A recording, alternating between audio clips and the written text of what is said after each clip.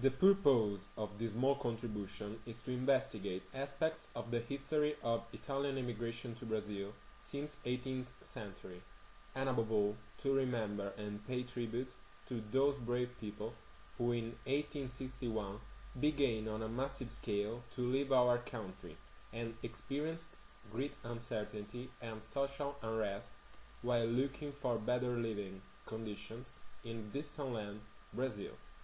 They wrote fundamental pages of our history. In this year, 2011, the beginning of the relationship between Italy and Brazil are celebrated. On the occasion of 150 years since the unification of Italy. A number of factors contributed to this great process of integration between the two countries, but there was also an instinctive affinity, which resulted in the rejection of any hegemonic claim, in the spirit of adaptation and calling for tolerance.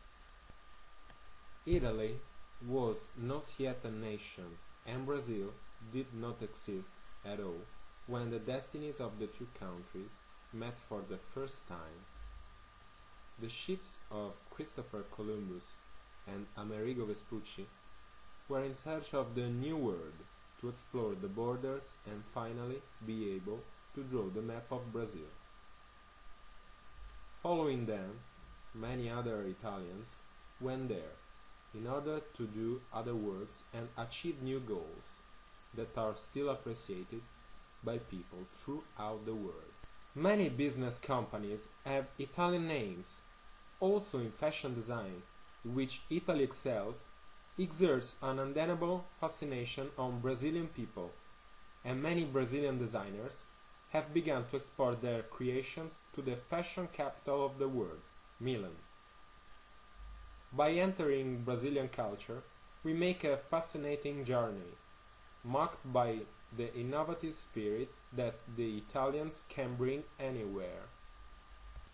From the beginning, migrants settled in districts built in the image and likeness of Italy, like Brass, Bexiga, and Barra Funda, where they developed the first industrial sectors, textiles, food, and clothing. Migrants married Brazilian women, became real Brazilian people, but at the same time preserved habits and traditions of Italy, especially in São Paulo. Not only São Paulo, among the big cities, was invaded by Italian migrants. For example, we can find a large Italian presence in Curitiba, located in Paraná state, where there are shops and restaurants with Italian names. As for architecture, São Paulo has a definite Italian style, designed by builders and master craftsmen who arrived to Brazil from 1880 to 1890. One of them was Luigi Mancini, who, with Giulio Saltini, built the first house of Francisco Matarazzo, a villa on the Avenida Paulista, Giacomo Gandini, who built the Barão de Três Rios, and the Cavicchioli's brothers, who built the house of the Baroness de Souza Queiroz. Calcagno, Ambrogi e Beltrami helped Ramos de Azevedo, well-known architect of São Paulo, manufacturer of Teatro Municipal. Many sculptures came from Milan. Marble works came from Florence. Furniture came from Turin. But most of the works were made by the artists of Liceu de Artes de São Paulo and Ofícios. Among architects, the best known is Pietro Maria Bardi, who in 1947 founded the MASP, or Museu de Arte de São Paulo.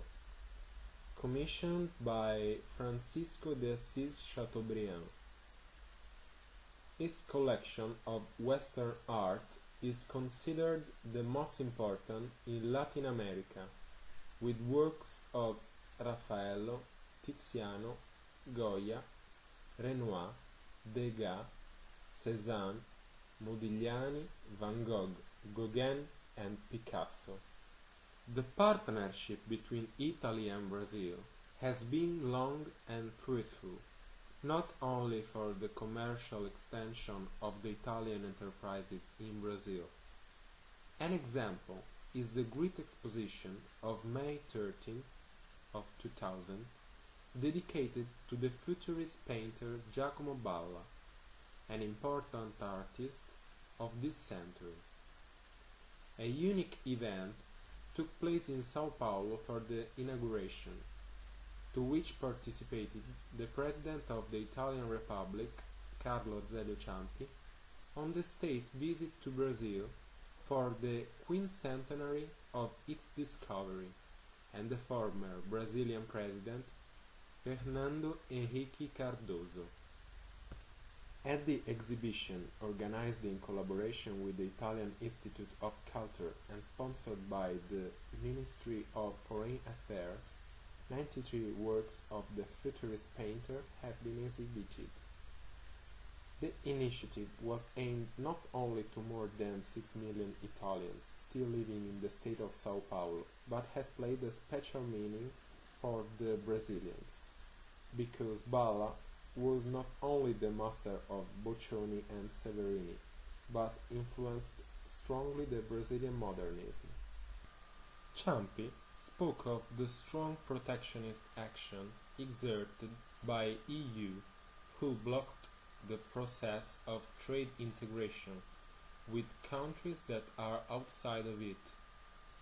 On the Italian side, there was the intention of cheating stronger and more lasting relationships in order to promote a growing presence of Brazil and Mercosur, the common market of South America, in Italy. Today, Italy offers to Brazil, an economic giant of South America, a new presence of great entrepreneurs. The bilateral trade already exceeds 5 billion euros, with a large degree of growth that could increase at the conclusion of the ongoing trade negotiations between Mercosur and the European Union. All this witnesses the great mutual respect between the two countries. Ciampi also reaffirmed that there will be a lot of attention toward Brazil, a country that is experiencing a great economic and financial growth. The economic, financial and monetary stability allowed and will allow the country to obtain new investments in production, mainly from Italy. In the relationship with Brazil, Italy can indeed rely on the enormous added value of the 30 million Italian descendants in the great South American country. This presence, combined with the linguistic, cultural and religious affinity, make Brazil the ideal partner for a new large international expansion and industrial collaboration. Another state visit of great importance to Brazil was that of the former President of the Council of Ministers, Romano Prodi, in March 2007. The reasons and goals of this visit were of considerable importance. The first one was the dialogue with the former Brazilian President Luiz Inácio Lula da Silva. The second was the cooperation agreement between Italy and Brazil to help developing countries and to promote the increase of Italian business in Brazil. Brazil is changing, gaining financial stability in a market very exposed to risks. Brazil has been very vigilant on the issue of renewable energy and biofuels, a field in which Eni and Petrobras have reached an agreement, and they bet on ethanol as a response to the energy crisis. At the end of this path, along which we have remembered as our countrymen have been a great natural resource, economically and socially important for Italy and for the countries that had welcomed Italians, we have to inquire further into the matter by studying the very different aspects of the history of Italian emigration to Brazil and to the world, especially investigating more about the non-natives. We have to get an insight in our history and our society, and consider that to a certain extent we owe the present state of well-being, in spite of the international crisis, to the perseverance of those pioneers who transformed their desperate lives in a respectable and dignified life, sometimes even successful, contributing to the industrialization and development of the countries where they landed. It should be paid proper recognition to this phenomenon, giving it prominence in textbooks, in order to contribute to spread among the younger generations a spirit of tolerance towards nowadays immigrants, who, as our brave ancestors did in the past, every day leave their country in the hope to find a better life.